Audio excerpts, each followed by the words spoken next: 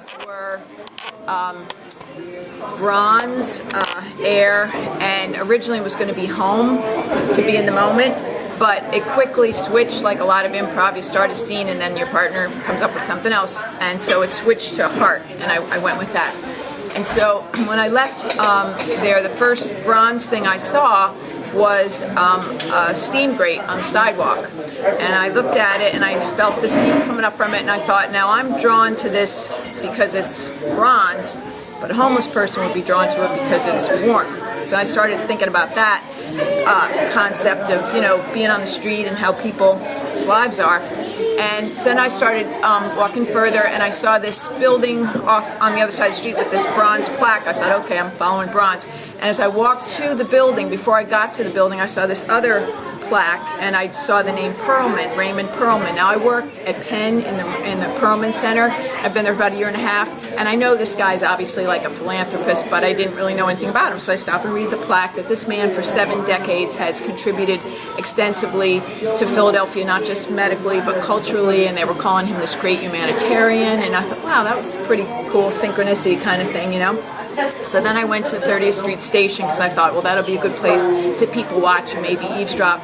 So I sit down on a bench, and the first thing I see is this huge bronze statue, which I've seen a million times going through there, but never actually saw it. So because I walk up to it, and it's about 20 feet high. Some of you seen it. It's an angel holding this dead body because the person's head is off to the side.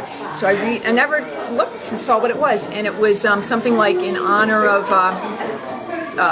men and women from the Pennsylvania Railroad who gave their lives in World War II. And then if you look closer at the monument, all their names are on there. And I'm thinking, I have been in 30th Street Station so many times, and I can see people looking at me, looking at the thing, like, what is she doing? Because I just was thinking, this is pretty interesting.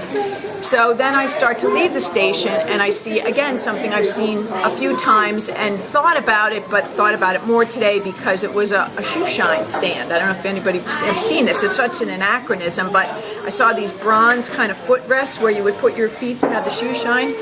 And there was no customers there. There have been other days, but the guy, the shoe shine person, was standing there. He's an older guy, and he had a radio on. He was listening to a Frank Sinatra song, and I was just thinking how out of place it was in 2016. And the whole other thing with the shoe shine and what it meant. But you know, it was a Caucasian man there, and there were no customers, and he had a little sign that said, "I get paid by your tips, so you know your generosity is appreciated." So I'm thinking, well, here's another kind of service, but who's doing the service? Like, he's going to shine your shoe, but you're going to give him this money that you're going to decide upon. So I just started thinking about that. That's how I started getting to think of the heart, because so far I'm thinking things about humanity and caring and stuff.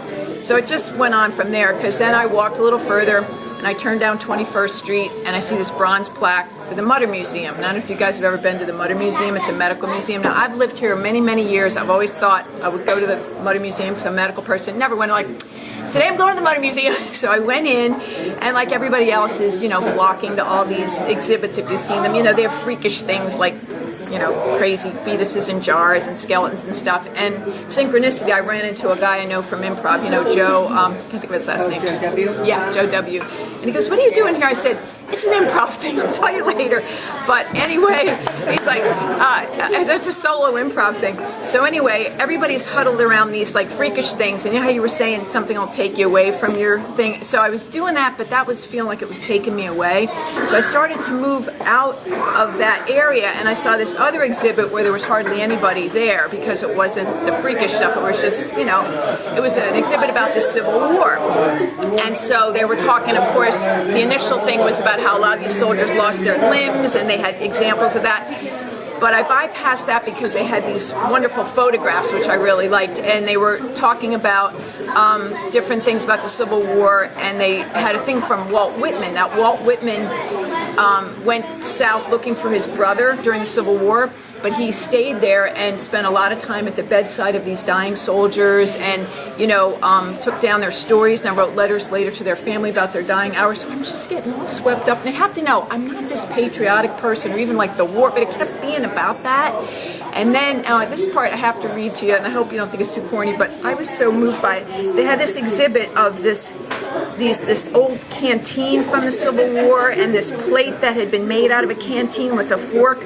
And then they had this sheet music that was called we shared the same canteen. So I have to read it, hope you don't mind. It said, "We have shared our blankets and tents together and marched and fought in all kinds of weather. And hungry and full we've been, hard days of battle and days of rest. But this memory I cling to and love the best. We have drank from the same canteen. For when wounded I lay on the outer slope with my blood flowing fast and little hope on which my faint spirit might lean.